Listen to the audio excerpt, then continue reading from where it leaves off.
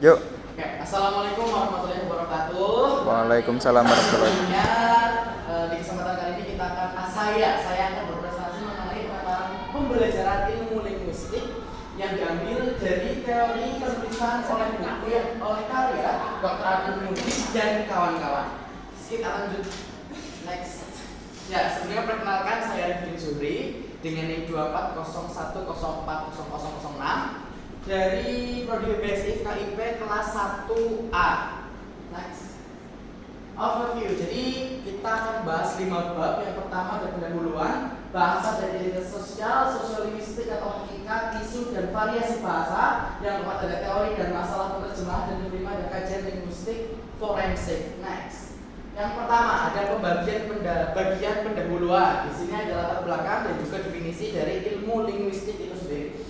Latar belakang penulisan buku ini dilatar belakangi oleh adanya isu bahasa dan linguistik yang mengharuskan kita untuk mempelajari dan mengkaji sejarah dan perkembangan sehingga mahasiswa atau kita semua bisa membaca dan masyarakat luas memahami secara mendalam tentang kajian bahasa dan ilmu linguistik itu sendiri. Kemudian ada definisi. Definisi di sini saya ambil dari beberapa pakar. Yang pertama ada menurut ahli. Yang pertama adalah Lexker 1973. Dia mendefinisikan linguistik sebagai kajian tentang bahasa manusia. Kemudian ada juga Worcester 1973 mendefinisikan linguistik sebagai kajian ilmiah tentang bahasa. Dan ada Matthew 1997. Matthew sendiri mendefinisikan linguistik sebagai ilmu tentang bahasa atau kajian ilmiah tentang bahasa itu sendiri. Next.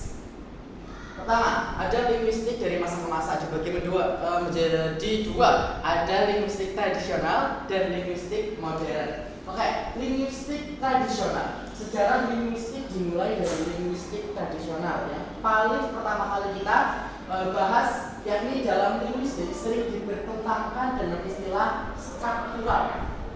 Sehingga dalam pendidikan formal ada istilah tata bahasa tradisional dan tata bahasa struktural. Dan linguistik tradisional itu sendiri dibagi menjadi 4 zaman. Yang pertama ada zaman Yunani, Romawi, Pertengahan, dan Renaissance. Kemudian ada linguistik modern. Di zaman kedua ini, linguistik modern pada masa perkembangan sejak ada awalnya pada zaman abad ke-18.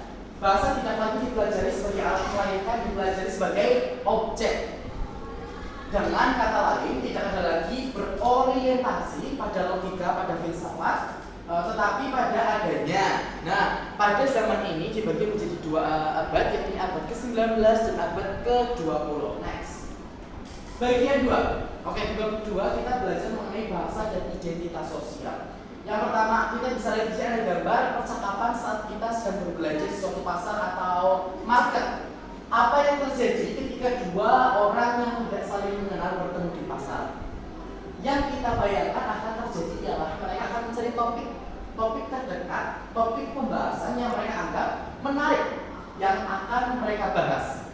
Dalam hal ini, seperti misalnya di suatu pasar pasti kita akan membahas tentang yang ada di suatu pasar tersebut. Misal membahas tentang harga beras atau harga barang yang sedang kita beli. Sama-sama membeli jeruk.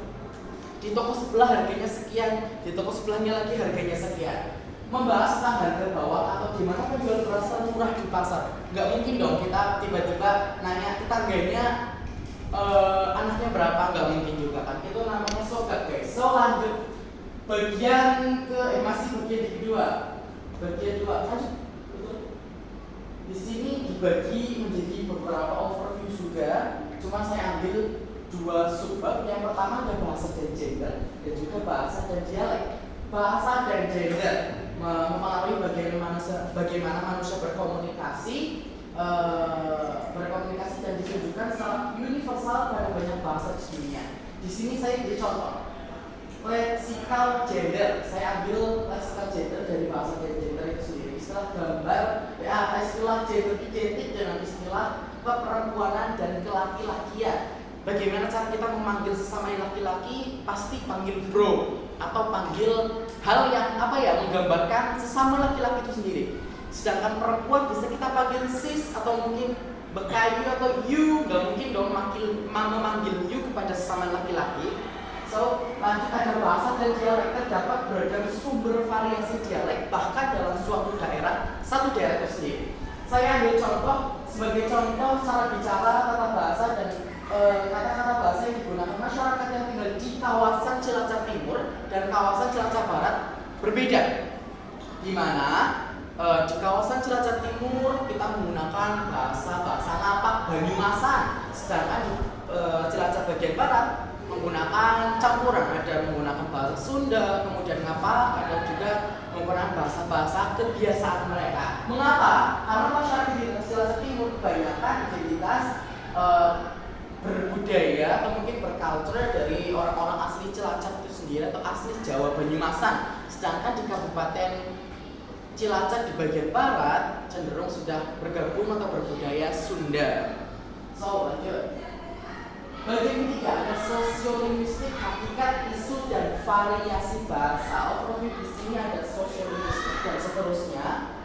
Namun saya ambil 2 bab saja. Yang pertama ada isu dalam sosiolinguistik dan juga variasi bahasa atau dapat kita baca di sini variasi dari segi penutur. Dalam sosiolinguistik, ruang lingkup sosiolinguistik yaitu fokus pada masyarakat sebagai pengguna bahasa dan perkembangan penggunaan bahasa oleh masyarakat itu sendiri. Sehingga kebanyakan isu atau permasalahan sosiolinguistik berawal dari masyarakat di mana bahasa digunakan. Penggunaan bahasa di suatu daerah pasti berasal dari kegiatan sosial atau kejadian sosial di suatu daerah tersebut, sehingga penggunaan bahasanya sesuai atau hanya ada di lingkup itu saja. Kemudian ada variasi bahasa yang ditemukan di satu daerah, seperti ditemukan dialek, penuturan, kronolog, idiolek atau sosiolek. Akan tetapi ketika ditinjau dari tingkat sosial penggunaannya, variasinya pun berbeda. Seperti ada basilek, akrolek, dan seterusnya. Seperti halnya di Jawa Tengah itu sendiri, bahasa Jawa itu kan ada satu, cuman dialeknya itu berbeda. Ada beberapa kata atau beberapa bahasa yang pengucapannya sama, namun pemaknaannya berbeda. Lanjut, bagian keempat, ada teori dan masalah penerjemahan. Ada 3 di sini. Ada masalah penerjemahan, ideologi penerjemahan, dan teknik penerjemahan. Masalah penerjemahan itu biasa terjadi akibat pertama mempengaruhi hasil terjemahan. Teknik penerjemahan memiliki 5 karakteristik. Yang kedua ada diklasifikasikan dengan perbandingan pada teks DSU. Kemudian yang ketiga ada berada pada tataran mikro.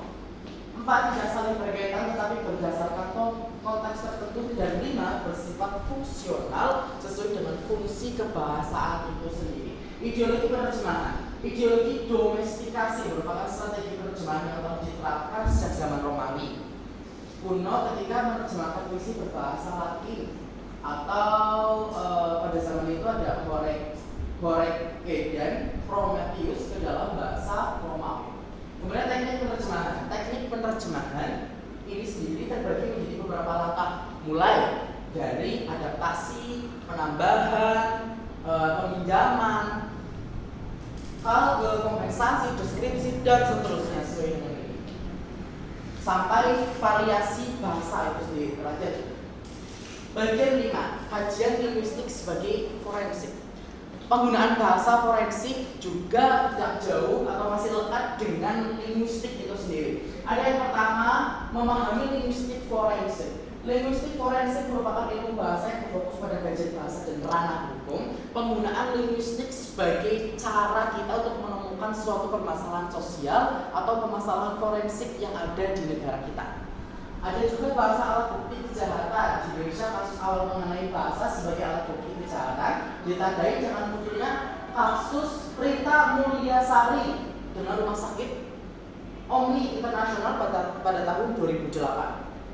Ya, tepat beberapa hari setelah UU ITE tahun 2008 diberlakukan oleh Bacari 2020 halaman 57. Selain itu ada bahasa instrumen hukum. Bahasa linguistik sebagai instrumen hukum. Bahasa merupakan alat yang digunakan untuk menyatakan maksud hukum, sekaligus untuk mendokumentasikan hukum. Nah, itu sesuai dengan Rosberg 1997. Ada banyak penelitian yang mengambil objek bahasa sebagai instrumen di dalam dokumen hukum, penelitian yang dilakukan Rosberg, dan seterusnya. Lanjut yang terhadap bahasa dalam proses penegakan hukum. Penggunaan bahasa yang baik, linguistik yang baik yang kita sering dengar oleh mungkin di ranah hukum saat kita mengambil pengadilan. Buku yang berjudul Just Word, Law, Language, and Power karya Conley and O'Barr 1990 berhasil menunjukkan persoalan mikrodinamika dalam proses hukum yang deklorasi melalui kerangka analis linguistik.